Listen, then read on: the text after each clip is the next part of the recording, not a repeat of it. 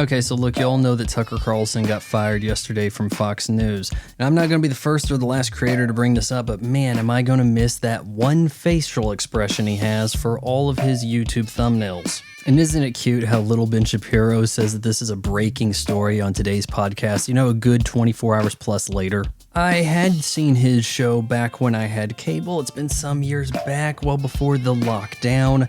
And I would occasionally, actually quite frequently, catch his nightly opens, those first little segments from his show. Usually an interesting monologue about how all of America is falling into the crapper, and that there's really nothing that we can do about it, really uplifting material. Now over here I like to let the dust settle, the corpses get rigor mortis before I weigh in. I think it is easy to speculate that Tucker was let go because of the massive settlement Fox News made with Dominion over allegations of election tampering. I think it is safe to assume that part of this settlement included letting go of Tucker Carlson. They just let go of Dan Bongino. These were hosts who didn't seem to be shy about saying that the election was inaccurate and possibly pointing that finger at Dominion, or at least initially so.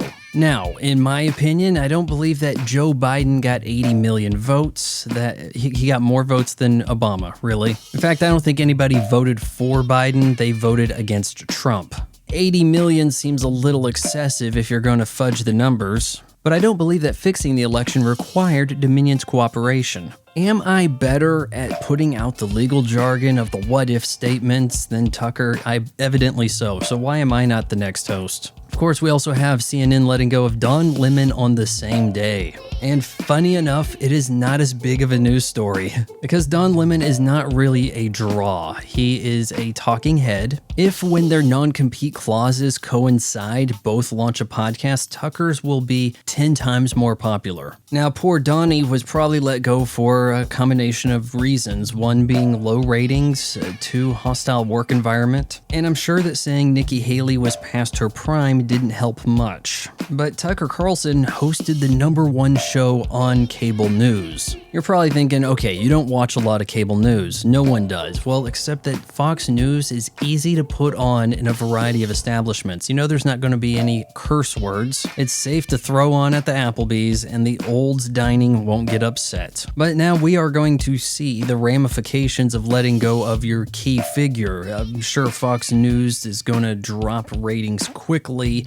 and there are going to be a lot of people canceling that Fox Nation premium streaming service subscription. Because the star attraction was again Tucker Carlson with his exclusive program interviewing various people. As I mentioned, he surely has a non-compete clause and recently re-upped this contract, so it's going to probably be over a year before we see Tucker again. And you can bet that a number of platforms are going to be vying for his attention. I'm not saying he's going to have a YouTube channel, it's more likely to be Rumble, somewhere where he's not going to be censored. But Tucker also just spoke with Elon Musk, who, if he wants to get into the competing against YouTube game with Twitter, launching a Twitter video platform, there isn't a better free agent on the market to be that centerpiece than Tucker Carlson. If you appreciate a YouTube channel that doesn't just pad out content to get to the 8-minute mark so that it can hammer you with ad breaks, then you should subscribe to my son's channel. You just got done watching it.